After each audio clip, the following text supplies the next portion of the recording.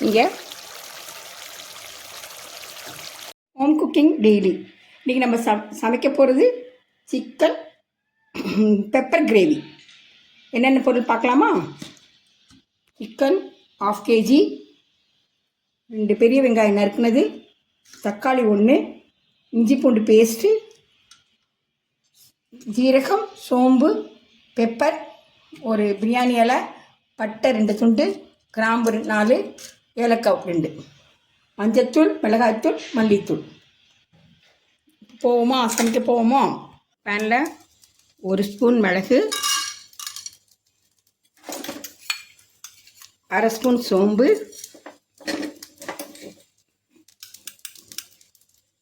1/2 spoon ஜீரகம்,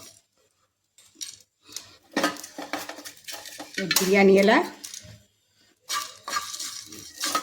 பட்டை, கிராம்பு, ஏலக்காய் போட்டு நல்லா ரோஸ்ட் பண்ணிக்கணும்.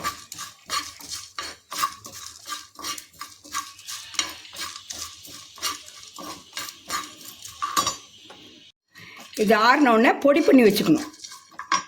தண்ணியே ஊற்றாமல் காஞ்ச பொடியாக பண்ணி வச்சுக்கணும். எண்ணெயை ஊற்றிக்கணும், டேபிள் ஸ்பூன். வெங்காயம்,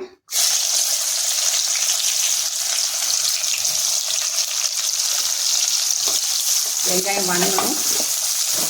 வெங்காயம் சீக்கிரம் வணங்குறதுக்கு 2 உப்பு போட்டுக்கலாம்.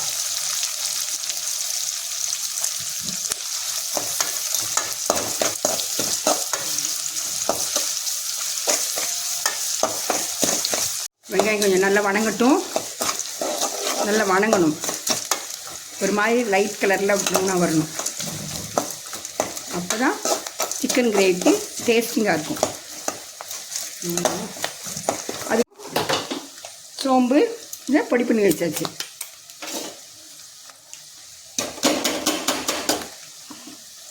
பொடி பண்ணி போட்டுச்சு.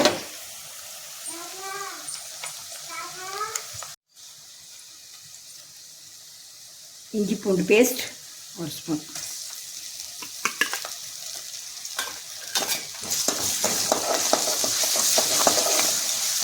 இஞ்சி பூண்டு போகிற வரைக்கும், வாசனை போகிற வரைக்கும் நல்லா வணக்குங்க. நல்லா வணக்கணும்.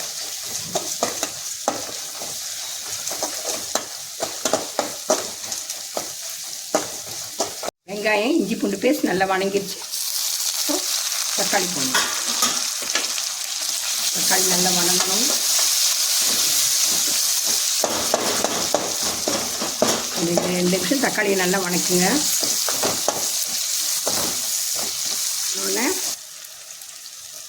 மஞ்சத்தூள், மிளகாத்தூள் 1 கம்மியாக தான் போட்டிருக்கேன். ஏன்னா நம்ம பெப்பர் அரைச்சிருக்கோம்.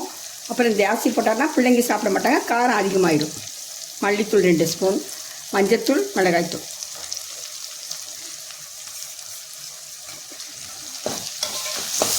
சும்மா லைட்டு சிம்மில் வச்சு நல்லா வணக்கிங்க. ஏன்னா மசாலா கருகக்கூடாது.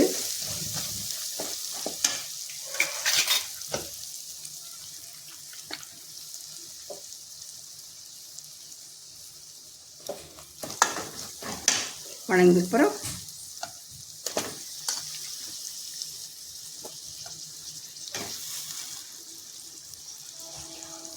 கறி எடுத்து போடுங்க.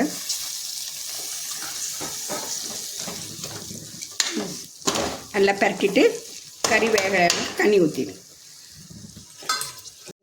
கறிக்கு தேவையான உப்பு போட்டுங்க.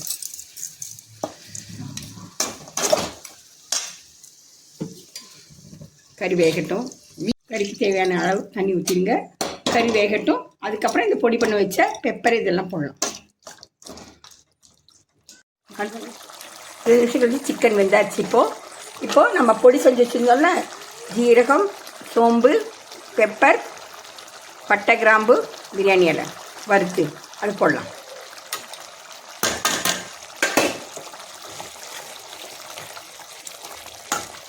தண்ணி இருக்கிறதுனால தண்ணி கொஞ்சம் வற்றட்டும். உங்களுக்கு கிரேவியாக வேணும் இப்படி வச்சுக்கலாம்.